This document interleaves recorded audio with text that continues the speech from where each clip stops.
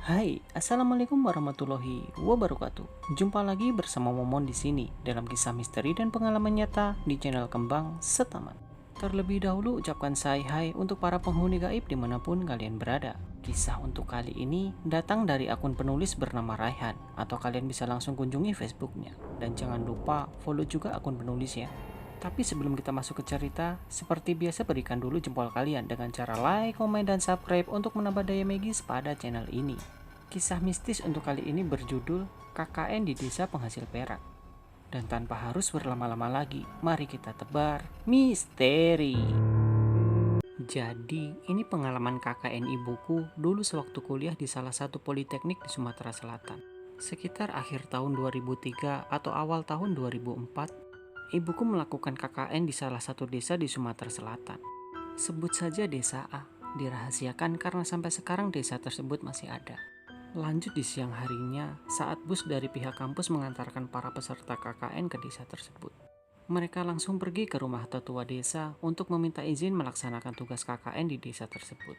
Singkat cerita, pada sore hari rombongan KKN itu disuruh menempati sementara sebuah rumah panggung yang sudah lama tidak dihuni, kurang lebih sekitar 20 tahun. Oh iya, for your information nih, desa KKN ibuku ini salah satu penghasil nanas dan juga pertambangan perak di Sumatera Selatan. 2-3 hari selama KKN di desa tersebut tidak ada hal yang aneh. Sampailah pada siang hari pada hari keempat.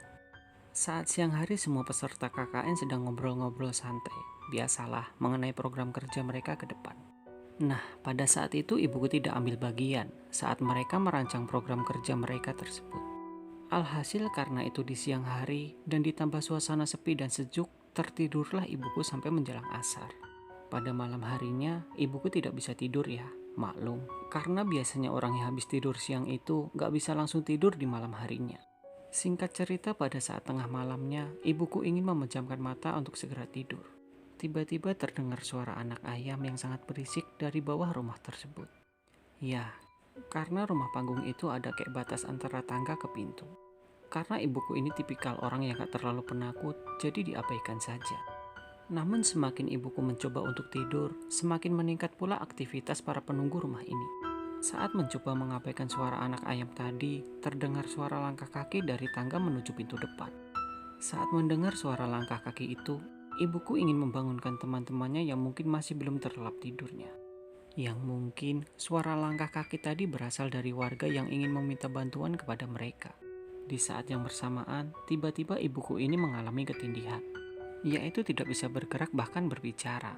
Ya karena kata orang, mereka sedang ditindihi oleh hantu.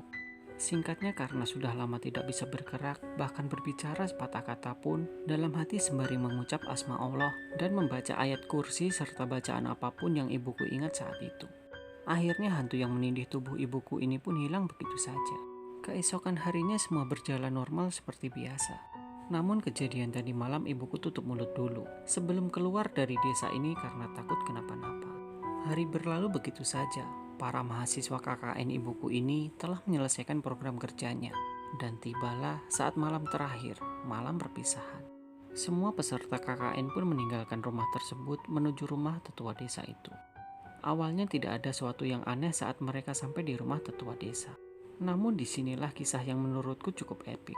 Jadi, peserta KKN ibuku ini terdiri dari 14 orang. 2 dari mahasiswa perawat gigi, 2 dari prodi farmasi, 5 dari prodi kesehatan masyarakat, 3 dari prodi keperawatan, dan 2 dari prodi kebidanan. Ibuku kuliah di jurusan keperawatan gigi bersama satu temannya, sebut saja namanya Kiki. Nah, masih ingat saat malam perpisahan mereka peserta KKN meninggalkan rumah tersebut? Si Kiki ini dia yang paling terakhir meninggalkan rumah itu karena barang bawaannya yang cukup banyak, jadi dia sedikit lelet. Saat hendak menutup pintu rumah itu, sayup-sayup terdengar suara yang memanggil namanya. Kiki, Kiki, nak, Kiki. Mendengar itu, spontan Kiki langsung cepat-cepat bergegas menutup pintu rumah. Namun sebelum pintu tertutup rapat, lirikan mata Kiki tertuju pada seorang kakek tua renta yang sedang merokok tembakau di tiang rumah, seraya tersenyum lebar ke arahnya. Saat itu pun, Kiki langsung angkat kaki dari rumah itu menuju bis yang akan mengantarkan mereka ke rumah tetua desa itu untuk melakukan acara perpisahan. Saat selesai acara perpisahan dan semua peserta KKN sudah naik di bus, tiba-tiba si Kiki ini menangis seperti kesurupan. Akan tetapi bukan kesurupan. Ibuku yang berada di sebelah Kiki pun panik, serta seisi bus mengira Kiki kesurupan. Padahal dia masih terbayang kejadian saat menutup pintu rumah posko KKN mereka. Singkatnya keluarlah mereka dari desa tersebut. Pada saat itu, seisi bus menanyakan pada Kiki kenapa Kiki menangis pas hendak keluar dari desa tersebut. Akhirnya, Kiki pun menceritakan semua apa yang dialaminya malam tadi. Mulai dari suara yang memanggil namanya, kakek-kakek yang tersenyum ke arahnya. Pada saat itu mulailah semua buka mulut soal kejadian mistis di rumah itu. Mulai dari ibuku yang ketidihan, serta teman ibuku dari prodi kesehatan masyarakat yang melihat penampakan hantu merayap di tiang rumah. Nah, kebetulan si supir bus mereka itu ibunya warga asli desa tersebut. Akan tetapi sudah lama meninggal. Nama supirnya sebut saja Pak Moko. Dari situ mulailah Pak Moko bercerita bahwa rumah tempat tinggal mereka selama KKN adalah rumah bekas seseorang yang gantung diri di tiang rumah. Akhirnya gangguan mereka tidak terbawa sampai ke asrama kampus, sehingga semua peserta KKN ibuku semuanya lulus.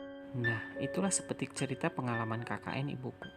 Mungkin bagi kalian tidak cukup seram, namun ada pelajaran yang diambil dimanapun kita berada. Mereka si makhluk halus itu tidak akan mengganggu kita. Jadi perbanyaklah beribadah kepada yang di atas, karena dialah yang memberi dan juga yang mengambil. Untuk pengalaman ini semuanya real ya. Jadi saksinya ibuku serta rombongan KKN-nya yang masih ada sampai sekarang. Cuma sudah lost contact dengan ibuku. Jadi sudah berpencar ke seluruh Indonesia mungkin. Dan untuk nama orang, desa, kampus semuanya disamarkan sebagai privasi. Namun semua yang diceritakan ini asli. Terima kasih sudah mendengarkan kisah ini. Tunggu juga kisah mistis dan pengalaman nyata berikutnya. Semoga kisah kali ini bermanfaat untuk temani harimu bersanding hidup dengan makhluk-makhluk dari dunia lain. Teruslah menebar misteri dan salam kembang setaman. Wassalamualaikum warahmatullahi wabarakatuh.